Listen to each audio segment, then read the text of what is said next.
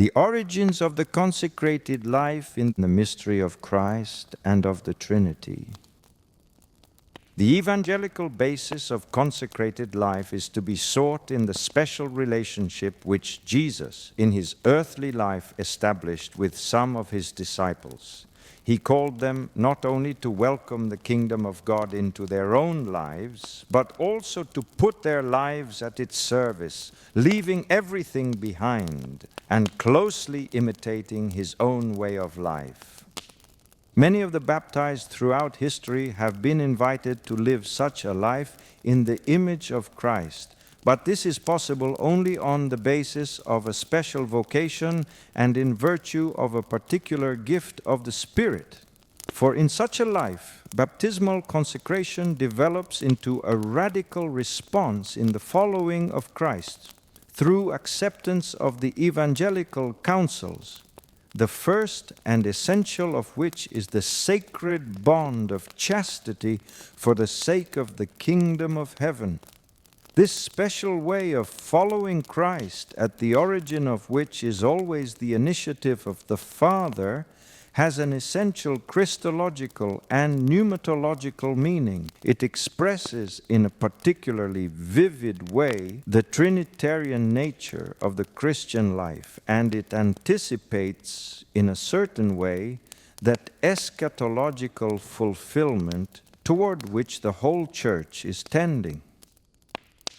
In the Gospel, many of Christ's words and actions shed light on the meaning of this special vocation. But for an overall picture of its essential characteristics, it is singularly helpful to fix our gaze on Christ's radiant face in the mystery of the Transfiguration.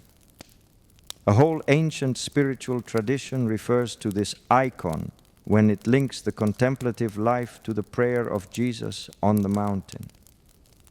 Even the active dimensions of consecrated life can in a way be included here, for the Transfiguration is not only the revelation of Christ's glory, but also a preparation for facing Christ's cross. It involves both going up the mountain and coming down the mountain. The disciples who have enjoyed this intimacy with the Master, surrounded for a moment by the splendor of the Trinitarian life and of the communion of saints, and as it were caught up in the horizon of eternity, are immediately brought back to daily reality, where they see Jesus only in the lowliness of his human nature, and are invited to return to the valley to share with him the toil of God's plan and to set off courageously on the way of the cross. And he was transfigured before them. And after 6 days, Jesus took with him Peter and James and John his brother, and led them up a high mountain apart.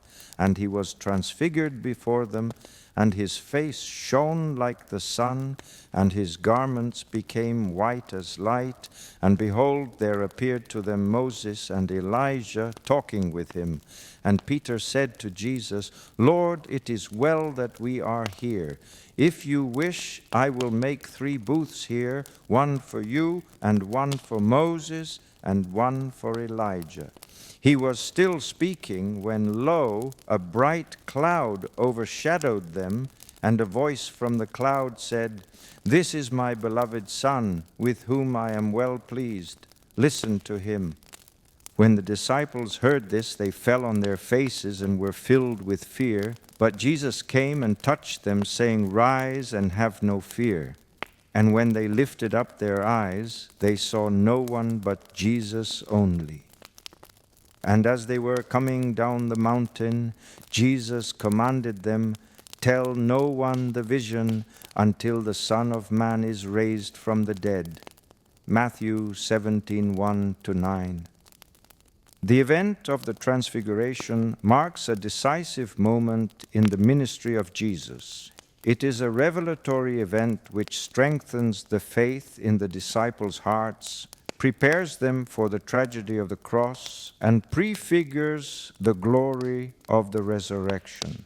This mystery is constantly relived by the Church, the people on its way to the eschatological encounter with its Lord.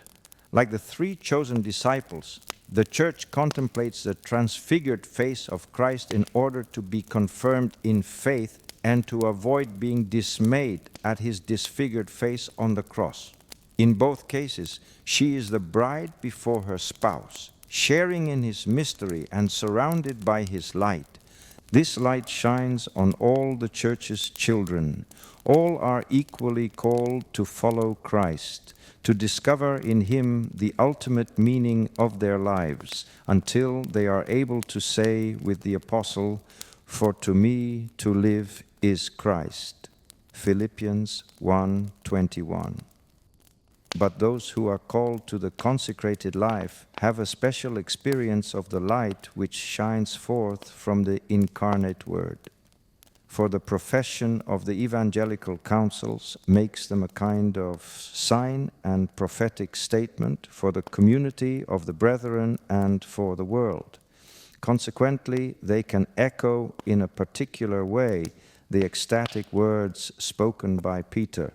"Lord, it is well that we are here." Matthew 17:4. These words bespeak the Christocentric orientation of the whole Christian life, but they also eloquently express the radical nature of the vocation to the consecrated life. How good it is for us to be with you, to devote ourselves to you, to make you the one focus of our lives,